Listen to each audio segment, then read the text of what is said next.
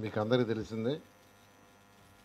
గత ప్రభుత్వం financial discipline లేక అసలు ఆర్థిక వ్యవస్థను ఎలా ఒక రాష్ట్రాన్ని నడపాలనే ఆలోచన కానీ ఒక ప్లాన్ కానీ ఏమీ లేకుండా ఆర్థిక వ్యవస్థ మొత్తం అతలాకుతలం చేసింది. ఆఖరాకి సెంట్రల్ గవర్నమెంట్ ఇచ్చే 15th ఫైనాన్స్ డబ్బులు కూడా ఈరోజు డైవర్ట్ చేయటం.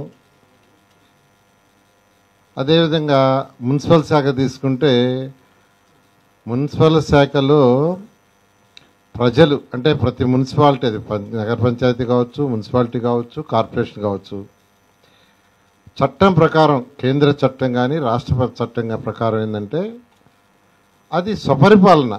అంటే వాళ్ళ ఏరియా డెవలప్ చేసుకోవటానికి వాటర్ కావచ్చు, లేదా శానిటేషన్ కావచ్చు, లేదా డ్రైన్స్ కావచ్చు, లైట్స్ కావచ్చు, అవన్నీ చేసుకోవటానికి వాళ్ళు అక్కడ ట్యాక్సులు కలెక్ట్ చేసుకొని కౌన్సిల్లో పెట్టుకొని కౌన్సిల్ ఏం అవసరమో దాని ప్రకారం నిర్ణయించే అధికారం వాళ్ళకుంది. వాళ్ళ కలెక్షన్స్ వాళ్ళే ఉపయోగించాలా. కానీ గత ప్రభుత్వం ఆ కలెక్షన్స్ మొత్తం సిఎఫ్ఎంఎస్లో పెట్టడం, దాన్ని మొత్తం డైవర్ట్ చేసేసింది. డైవర్ట్ చేసి ఈరోజు మున్సిపాలిటీలో అక్కడికి బ్లీచింగ్ పౌడర్ అవటానికి కానీ ఆయిల్కి కానీ దానికి కూడా కొన్ని మున్సిపాలిటీలో డబ్బులు లేకుండా చేసింది. అలా ఆర్థిక వ్యవస్థ అన్ని డిపార్ట్మెంట్లు సర్వనాశనమే. అయితే ఈ ప్రభుత్వం వచ్చిన తర్వాత ముఖ్యమంత్రి గారికి ఉన్న అపార అనుభవంతో ఈరోజు ఒక్కొక్కటిని ముందుకు తీసుకొస్తూ ఆర్థిక వ్యవస్థని గాడిలో పెడుతున్నారు.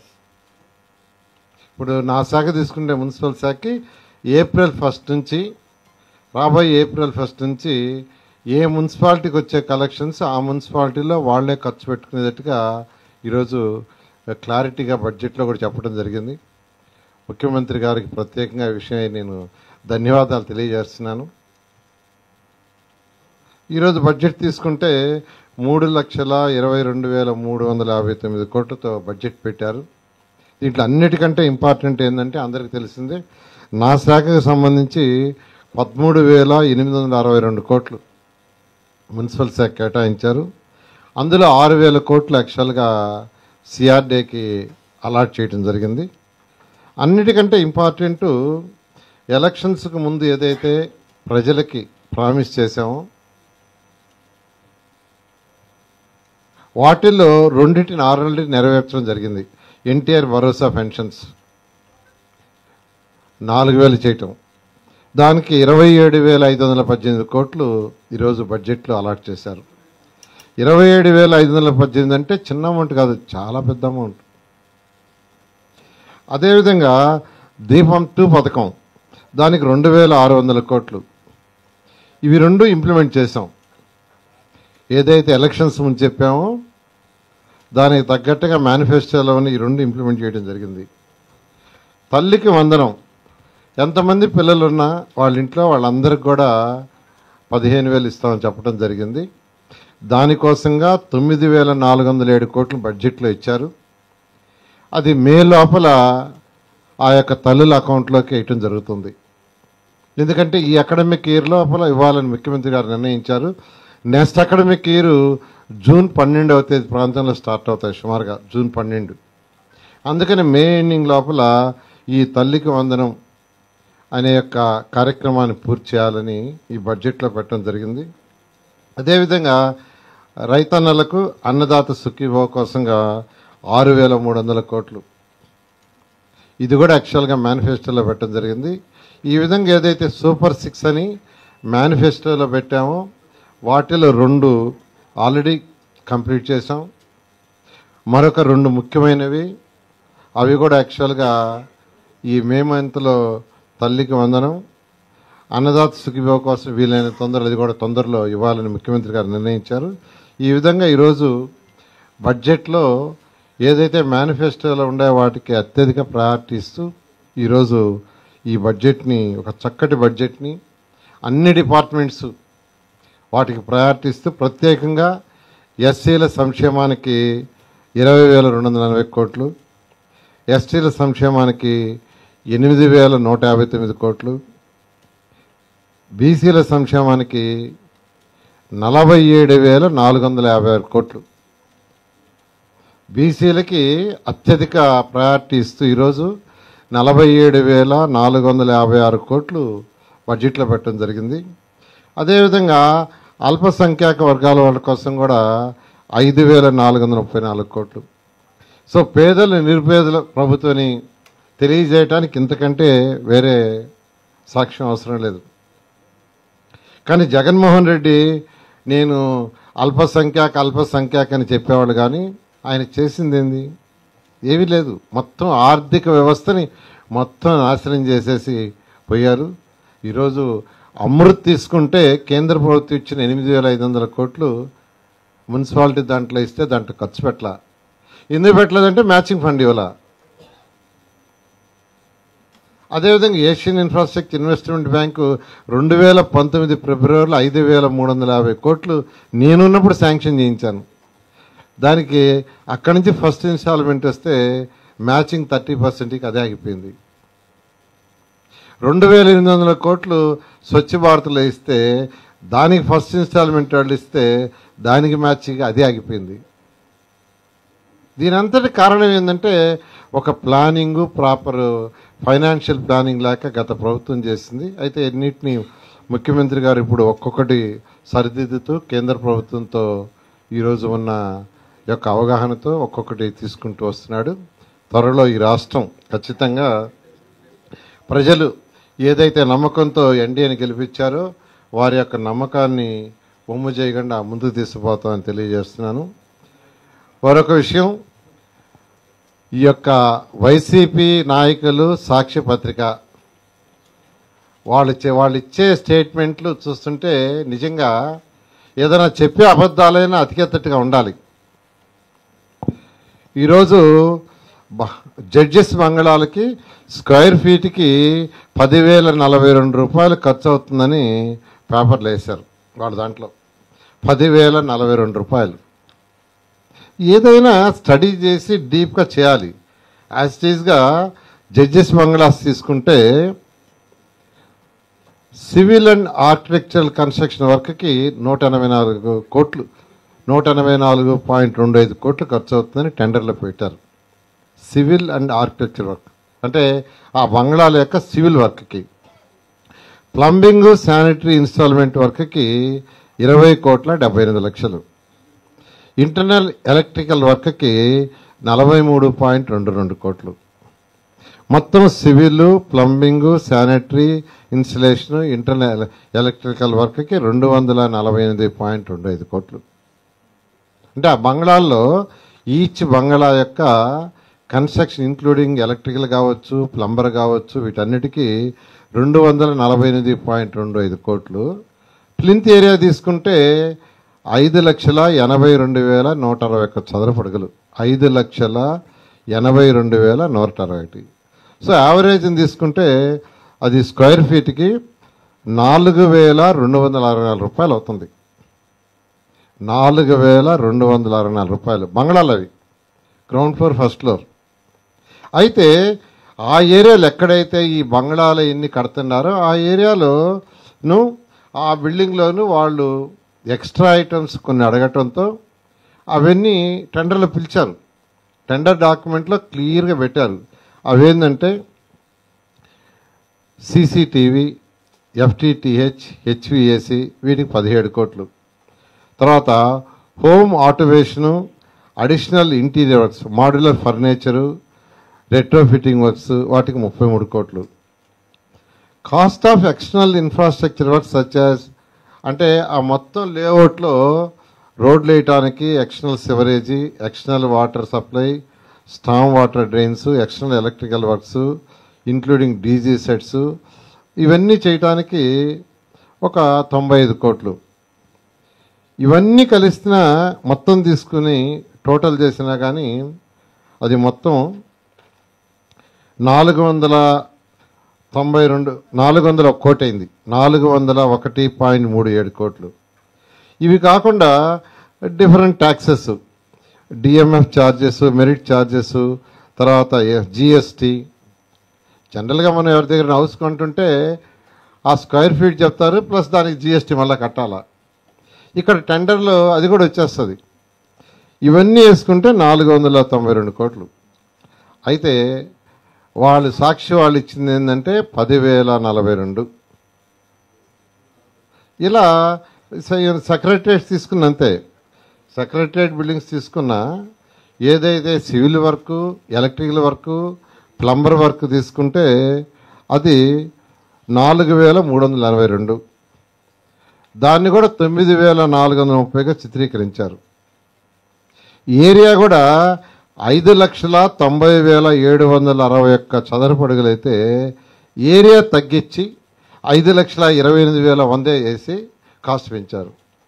కాబట్టి నేను అందరికీ చెప్తున్నాను, రాష్ట్ర ప్రజలందరికీ ఆ సాక్షి పత్రిక ఏ రాస్తుందో వాళ్ళకే తెలియదు.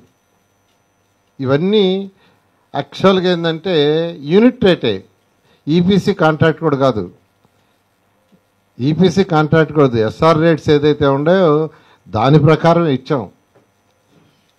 అందువల్ల మరొకసారి రాష్ట్ర ప్రజలందరికీ చెప్తున్నాను, ఈ యొక్క టెండర్లు ఏదైతే ఉన్నాయో ఈ క్వాలిటీగా చేస్తున్నాం. క్వాలిటీగా చేసేటప్పుడు కూడా ఎస్ఆర్ఆర్ రేట్ ఏదైతే 20 మంది చీఫ్ కమిషనర్ రేట్లు ఫైనలైజ్ చేశారు ఐటమ్ వైజు, ఆ రేట్లే టెండర్లో పెట్టాం, వేరే రేట్లు పెట్టలా. ఇది ఐటమ్ రేట్, ఈపీసీ కాంట్రాక్ట్ కూడా కాదు. రేపు ఉదయం వాళ్ళు ఐటమ్స్ ఏదైతే బిగిస్తారో దాని ప్రకారమే పేమెంట్ ఉంటుంది. ఈ విషయాన్ని రాష్ట్ర ప్రజలందరికీ మరొకసారి తెలియజేయాలని తెలియజేస్తాను. Thank you.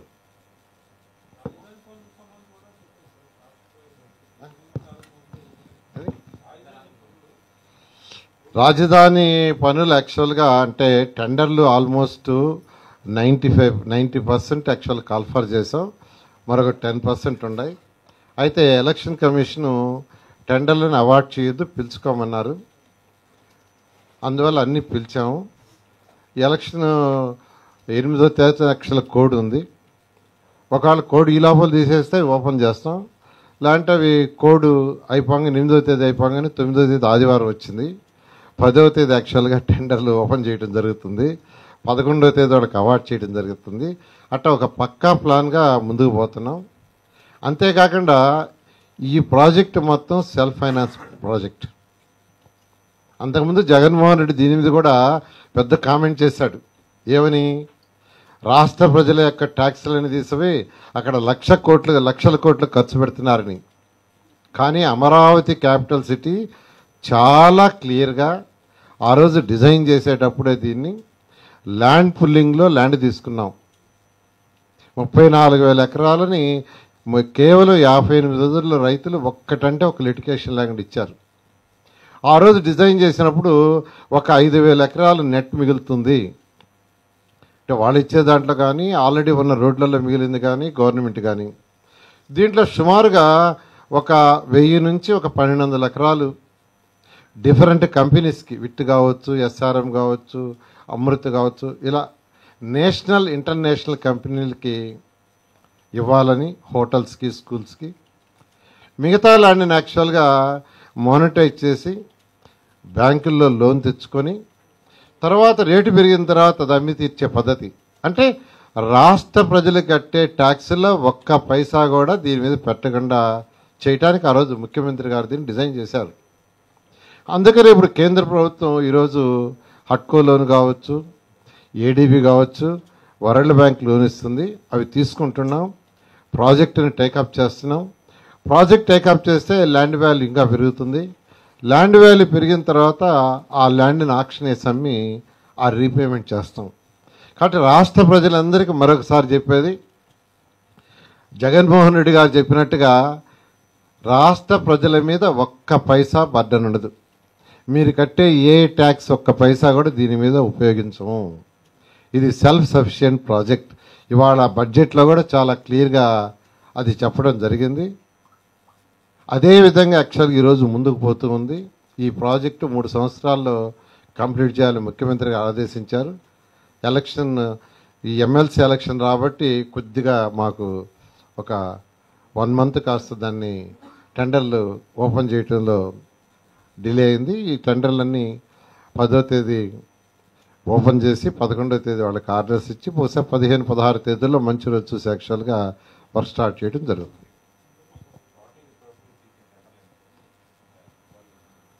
టోటల్ సుమారుగా 48,000 కోట్లకి పిలిచారు. బ్యాలెన్స్ కూడా యాక్చువల్గా రేపు ఎల్లుండి పిలిచేస్తారు. రేపు ఎల్లుండి యాక్చువల్గా ఏదైతే ఈస్ట్ నుంచి వెస్ట్కి మనం వేసిన రోడ్లు, ట్రంక్ రోడ్లు 1 కిలోమీటర్ డిస్టెన్స్లో ఉంటాయి. అవి 16 రోడ్లు మొత్తం. వీటిల్లో కొన్ని రోడ్లు నేషనల్ హైవేలకు వస్తాయి. అందులో సీడ్ యాక్సిస్ రోడ్డు కూడా ఒకటి కలుస్తుంది. అది కాకుండా E13, E15, E16, E11, E9. ఇందులో E13కి అయితే పైకేసేదానికి టెండర్ రెడీ అయిపోయింది. రేపు ఎల్లుండి పిలవబోతున్నారు. దాంట్లో ఫారెస్ట్ ల్యాండ్ ఉంటే కూడా ఫారెస్ట్ ల్యాండ్ క్లియరెన్స్ కూడా వచ్చింది. యాక్చువల్గా ఒక 50 ఎకరాలు ఉంటే అది కూడా ఇచ్చేసారు clearance. First E13 work start అవుతుంది. Next E15, next seed access road కూడా తయారు. ఓకే.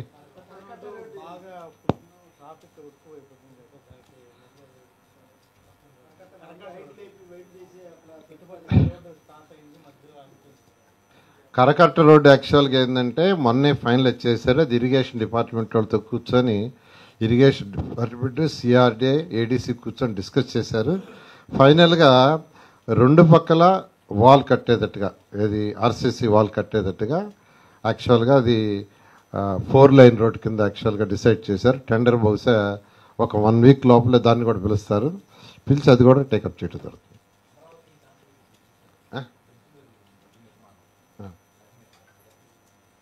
ఇప్పుడు జరిగేదా అంటే యాక్చువల్గా ఇప్పుడు ఏదైతే మనకు బైపాస్ రోడ్ ఏదైతే ఇప్పుడు జరుగుతుందో అది మరొక 6 months to 1 year పడుతుంది. అయితే బ్రిడ్జ్ తొందరలో అయిపోద్ది. బ్రిడ్జ్ పార్ట్ వరకు మరొక 2 నెలల్లో పూర్తి అయిపోతుంది. బట్ ఆ రోడ్డు మొత్తం కావాలంటే కొంత టైం పడుతుంది. ఎందుకనంటే మనం వేసిన ఈస్ట్ వెస్ట్ ట్రంక్ రోడ్స్ అన్నీ 1 కిలోమీటర్ డిస్టెన్స్. ఈస్ట్ అయినా అన్ని రోడ్లు 1 కిలోమీటర్ స్ట్రైట్ రోడ్స్, వెస్ట్ అయినా 1 కిలోమీటర్ స్ట్రైట్ రోడ్స్. అంటే ఎక్కడ అబ్స్ట్రక్షన్ ఉండకూడదు ఆ రోజు డిజైన్ చేసాం. అయితే ఇప్పుడు ఏదైతే బైపాస్ రోడ్డు వేస్తున్నారో దాంట్లో అన్ని రోడ్ల దగ్గర 1 కిలోమీటర్ రోడ్డు దగ్గర అవతల నుంచి అవతలకు పోవటానికి లేకుండా చేశారు. అయితే మళ్ళీ ఈ ప్రభుత్వం వచ్చిన తర్వాత ముఖ్యమంత్రి గారు మళ్ళీ డిస్కస్ చేసి కాదు, ప్రతి 1 కిలోమీటర్ దగ్గర మీరు అవతల నుంచి అవతలకు పోయేటట్టుగా ఫ్రీ యాక్సెస్ ఉండాలన్నారు. దాన్ని యాక్చువల్గా వాళ్ళు యాక్సెప్ట్ చేశారు. ఆ వర్క్ జరుగుతుంది. దానికి వాళ్ళు అన్నది ఏంటంటే మరొక 6 నెలలు ఎక్స్ట్రాగా కావాలి సార్, 1 year లోపల కంప్లీట్ చేస్తున్నారు.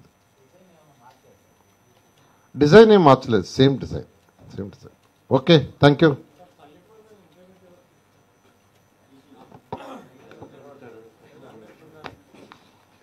Get your personal loan today through BSK Associates. యువ భారత్ టీవీ నందు మీ పర్సనల్ ఇంటర్వ్యూ మరియు వ్యాపార ప్రకటనల కొరకు ఈ నెంబర్ని సంప్రదించండి. వీక్షకులకు ధన్యవాదాలు.